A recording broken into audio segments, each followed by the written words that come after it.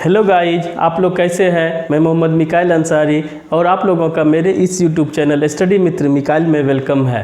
तो दोस्तों, आज का मेरा एक इम्पोर्टेंट टॉपिक है, इसका नाम है वर्ब। चूँकि एक वीडियो हम वर्ब पे बना चुके हैं जिसमें वर्ब क्या होता है और उसके कितने टाइप्स होते हैं और मेन वर्ब क्या होता है उसके बारे में हम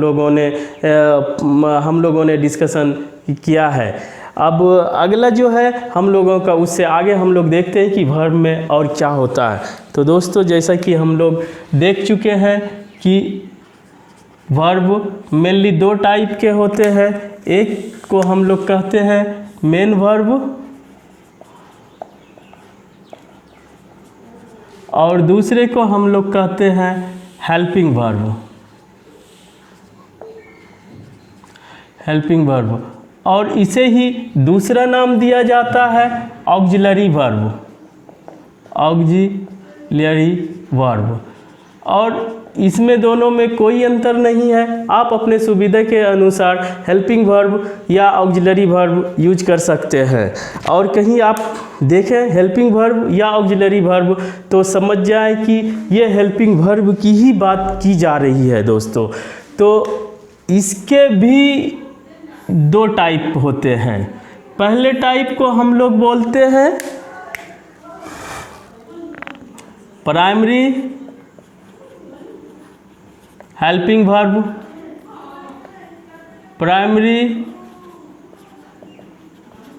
वर्ब और दूसरे टाइप को बोलते हैं दोस्तों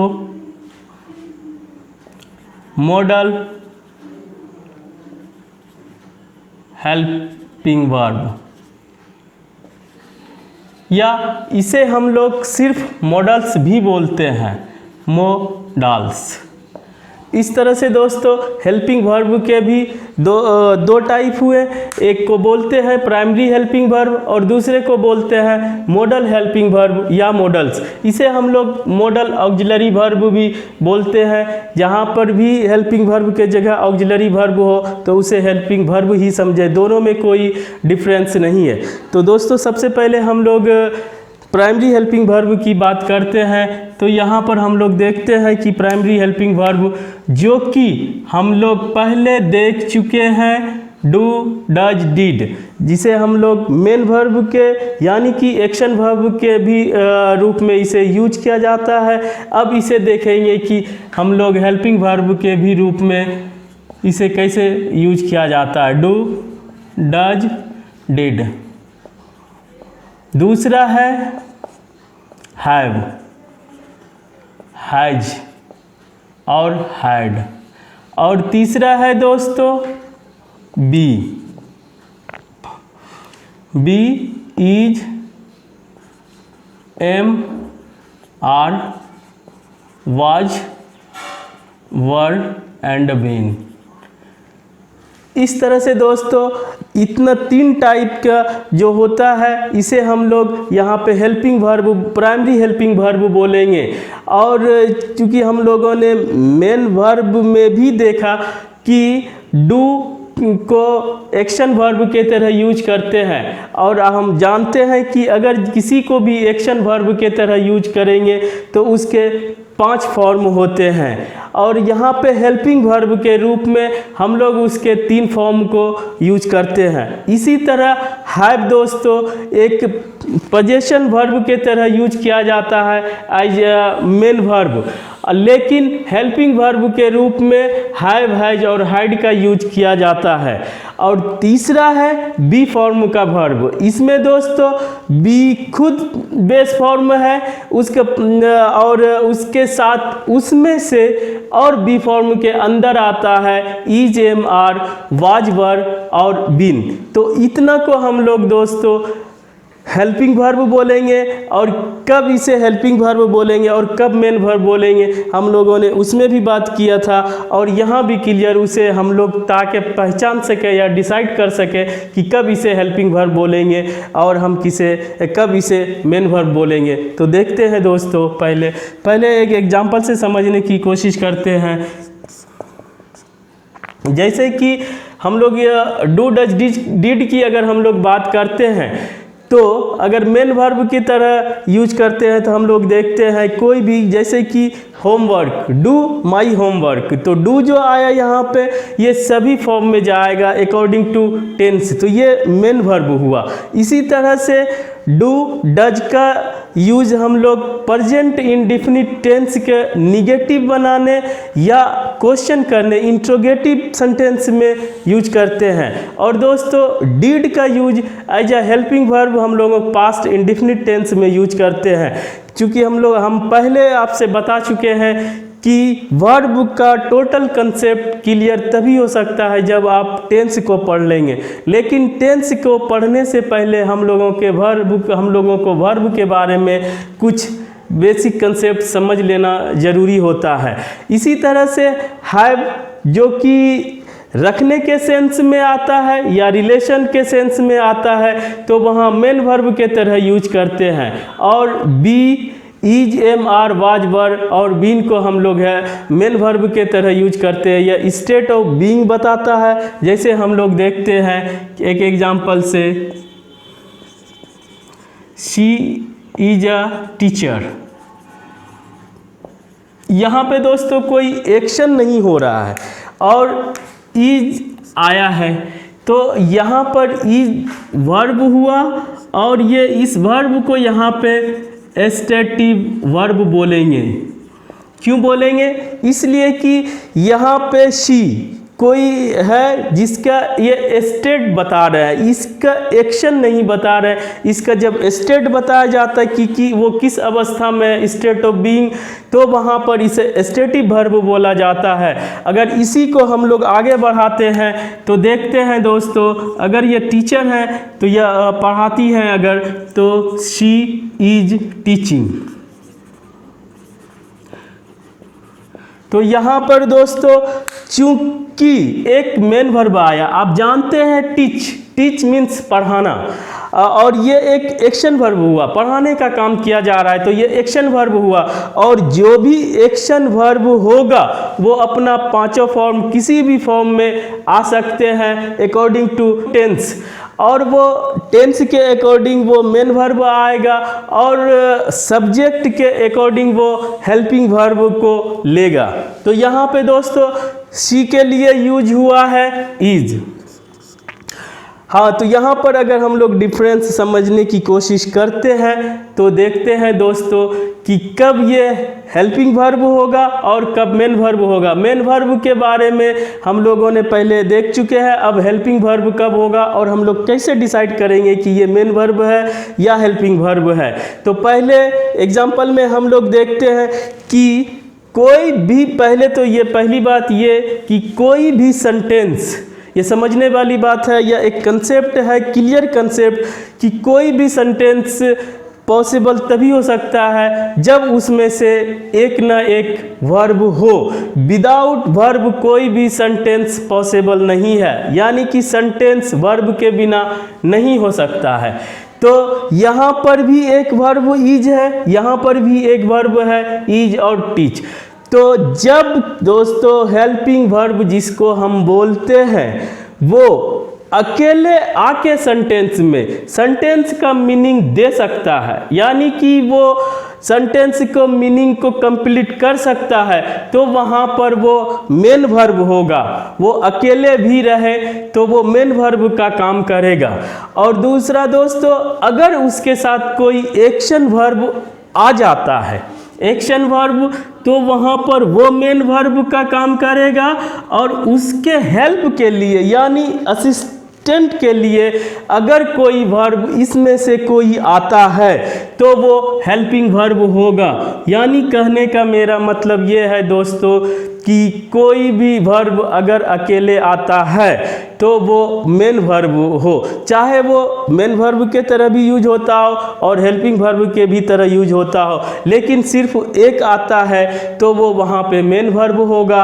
और अगर एक्शन वर्ड होता है और वहाँ पर उसके साथ जो हेल्पिंग वर्ब दोनों की तरह यूज किया जा सकता है और हेल्पिंग वर्ब मेन वर्ब के साथ वो इंक्लूड होके आता है उसके हेल्प करने के लिए, तो वहाँ पे दोस्तों ऑटोमेटिकली वो हेल्पिंग वर्ब का काम करेगा। जैसे कि यहाँ पे स्टेट बताया जा रहा है तो ये एक मेन वर्ब के तरह है, क्योंकि इसके बाद मेरे पास कोई वर्ब नहीं है, यही मेन वर्ब का रोल प्ले कर रहा है। और अगर इसके साथ इससे कोई मेन वर्ब यानी कि मेन आ जाता है कोई एक्शन वर्ड, तो वहाँ पर यही वर्ब हेल्प करने के लिए यूज किया जाता है और वो इस मेन वर्ब का हेल्प करता है इसके टेंस को बताने में। तो इस तरह से जब आता है तो इसे हम लोग हेल्पिंग वर्ब बोलेंगे दोस्तों। अब हम समझ सकते हैं कि आप हेल्पिंग वर्ब और मेन वर्ब के रूप में अगर यूज होता है तो आप उसे पहचान लेंगे कि कहाँ पे मेन वर्ब के तरह यूज हो रहा है और कहाँ पे हेल्पिंग वर्ब के तरह यूज हो रहा है दोस्तों। और अगला मेरा टाइप है जिसे हम लोग बोलते हैं मॉडल हेल्पिंग वर्ब, या इसे सिर्फ मॉडल्स भी बोला जाता है। तो दोस्तों सबसे पहले देखते हैं कि ये होता क्या है। तो आप लोग पहले भी देख चुके होंगे, हम लोग can, could, may, might, shall, should, will, would, must, ought to etc। इसको हम लोग मॉडल्स बोलते हैं या मॉडल हेल्पिंग वर्ब बोलते हैं या मॉडल ऑक्सिलरी वर्ब बोलते हैं दोस्तों। इसके बाद इसका भी सब टाइप होता है जिसे हम लोग बोलते हैं semi models.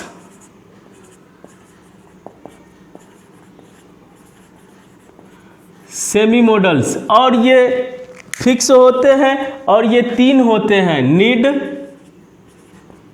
Dare and used to दोस्तों। तो हम लोगों ने देख लिया कि इतने मॉडल्स होते हैं और इसे सेमी मॉडल्स कहते हैं, और इसका यूज हम लोग हेल्पिंग वर्ब के रूप में करेंगे।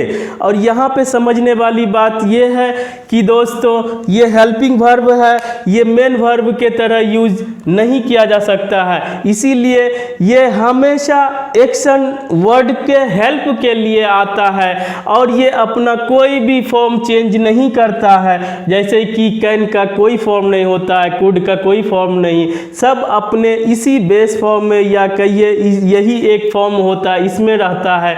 और दूसरा दोस्तों ये नीड, डेयर और यूज टू को हम लोग सेमी मॉडल्स इसलिए बोलते हैं कि इसमें से दो जो कि मेन वर्ब के तरह यूज किया जाता है, इसीलिए इसे सेमी मॉडल वर्ब कहा जाता है। और यूज टू को जैसे यूज के सेंस में, यूज आप जानते हैं यूज किसी को प्रयोग करना, तो यूज के सेंस में अगर इसे मेन वर्ब के तरह यूज करेंगे तो हम लोग वहाँ पे मेन वर्ब का कंसेप्ट को लगाएंगे। अदरवाइज अगर किसी मेन वर्ब के साथ आता है यानी कि एक्शन वर्ब के साथ आता है तो ये यहाँ पे मॉडल वर्ब के तरह यूज यानी कि हेल्पिंग वर्ब के तरह इसे हम लोग ट्रीट करेंगे दोस्तों। अब इससे जनरल बातें हम लोग देखते हैं कि ये यूज कब किया जाता है। तो दोस्तों मॉडल वर्ब, मॉडल मीन्स होता है मूड या कहिए इंटेंशन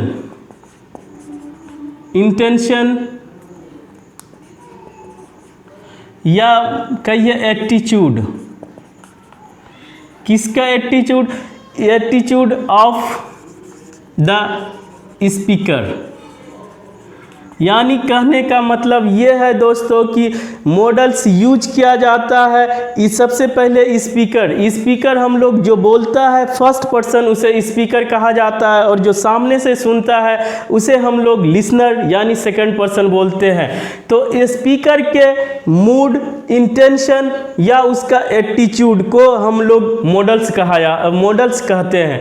और चूंकि ये किसी स्पीकर या किसी इंडिविजुअल पे ये इंडिविजुअल यानी person to person mood change करता है, तो यहाँ पर ये कोई फिक्स यूज नहीं है। इसीलिए हम लोग किसी एक क्लास में ये 10 मॉडल्स या सेमी मॉडल्स को ख़त्म नहीं कर सकते दोस्तों, सभी को एक एक करके अच्छे से समझने की ज़रूरत है। और दूसरा इसका ये कहने का मतलब है कि ये हमेशा जो है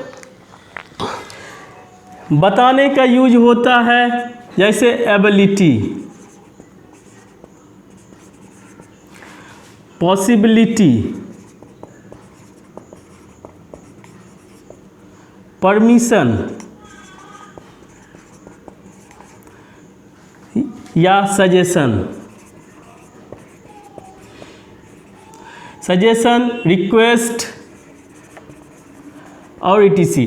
तो दोस्तों इस मॉडल के हेल्प से हम लोग यहाँ पे एबिलिटी किसी का बता सकते हैं या पॉसिबिलिटी बता सकते हैं, या किसी का परमिशन लेने या देने में हम लोग मॉडल्स का यूज करेंगे, या सजेशन हो या एडवाइस लेने या देने में, या रिक्वेस्ट करेंगे। तो दोस्तों इस तरह से ये फिक्स नहीं होता है, ये स्पीकर के मूड पे डिपेंड करता है और इंटेंशन पे डिपेंड करता है या उसके एटीट्यूड पे डिपेंड करता है। और दूसरी बात ये है दोस्तों कि यहाँ पर एबिलिटी या पॉसिबिलिटी ये कोई एक फिक्स चीज़ नहीं है, ये 0 भी हो सकता है और ये 100% भी हो सकता है, यानी कि इसका वेरिएशन 0 to 100% तक हो सकता है। इसीलिए मॉडल्स में कब कहाँ क्या यूज होगा इसे इंडिविजुअली पढ़ा जाता है। तो दोस्तों लेकिन इसके बारे में एक जनरल बातें हैं जिसे हम लोग अभी समझ लें तो हमें आगे इसको पढ़ने में आसानी होगी दोस्तों। तो अगर इसका हम लोग और बेहतर तरीके से समझ सकते हैं, तो अगर मॉडल्स की बात करते हैं तो दोस्तों सबसे पहला पॉइंट इसका है कि ये अपना कोई भी फॉर्म चेंज नहीं करता है, क्योंकि ये सिर्फ हेल्पिंग वर्ब के रूप में यूज होता है। एक्सेप्ट, नीड, डेयर और यूज टू, यानी कि सेमी मॉडल्स में इसलिए तीनों को रखा गया है कि ये मेन वर्ब के तरह यूज होता है। लेकिन मेन मॉडल्स की बात करते हैं तो ये सिर्फ और सिर्फ हेल्पिंग वर्ब के तरह यूज होता है और वो कोई फॉर्म चेंज नहीं करता है, वो अपने ही फॉर्म में हमेशा रहता है। तो इस तरह से पहला पॉइंट ये बनता है कि ये हमेशा अपने बाद एक्शन वर्ब का बेस फॉर्म यानी कि वी फॉर्म लेता है, ऑलवेज। दोस्तों यहाँ पे कोई कंफ्यूजन नहीं होनी चाहिए कि ये V1 लेगा, V2, V3, V4, ये हमेशा V1 लेता है। दूसरा पॉइंट है दोस्तों कि ये 2 + V1 कभी नहीं लेता है, नेवर। यानी कि अपने बाद आने वाला बेस फॉर्म में ही होता है, उसके पहले आप टू नहीं लगा सकते, ये कभी नहीं लेगा। लेकिन यहाँ पे देखने वाली बात ये है कि आउट टू और यूज टू जब मॉडल के तरह यूज होगा तो वो मॉडल तभी कहलाएगा जब उसके साथ टू ऑलरेडी होगा। तो वहाँ पे 2 + V1 को सिर्फ V1 समझे, टू मॉडल का है। तीसरा पॉइंट जो सबसे इम्पोर्टेंट है कि हम लोग नोट को यूज करने में सोचते हैं कि नोट कहाँ पे यूज किया जाए, कोई मेन वर्ब है, हेल्पिंग वर्ब है, मॉडल वर्ब है, तो वहाँ पे दोस्तों अगर मॉडल वर्ब आता है उसके अलावा और कुछ भी रहे, कुछ नहीं देखना है, मॉडल वर्ब को अगर कहा जाए तो मॉडल फिर हेल्पिंग वर्ब यूज किया जाएगा नोट के रूप में, उसके बाद दोस्तों V1 यूज किया जाएगा। और यहाँ पे कोई कंफ्यूजन नहीं होगा, अगर हेल्पिंग वर्ब और एक हो या कुछ भी हो तो मॉडल से सटा हुआ हम लोग उसे यूज करेंगे, और इसे हम लोग फ्रेंड बोलते हैं दोनों को। तो ठीक है दोस्तों, इस तरह से इसके बारे मॉडल्स के बारे में जो 3 पॉइंट है वो हमेशा याद रखें कि ये हमेशा V1 के साथ आता है और V1 लेता है। दूसरा 2 + V1 कभी नहीं लेता है, आउट टू और डेयर यूज टू को देखते हुए, चूंकि वो मॉडल का ही पार्ट है 2। और नोट जब भी आएगा निगेटिव सेंस में तो हमेशा मॉडल के बाद आएगा, दोनों एक साथ रहेगा। और तीसरा दोस्तों एक चौथा पॉइंट भी हम लोग देख लेते हैं कि मॉडल वर्ब जब भी होगा वो बी के साथ यूज किया जाएगा, और मॉडल को हम लोग हैव के साथ यूज करेंगे।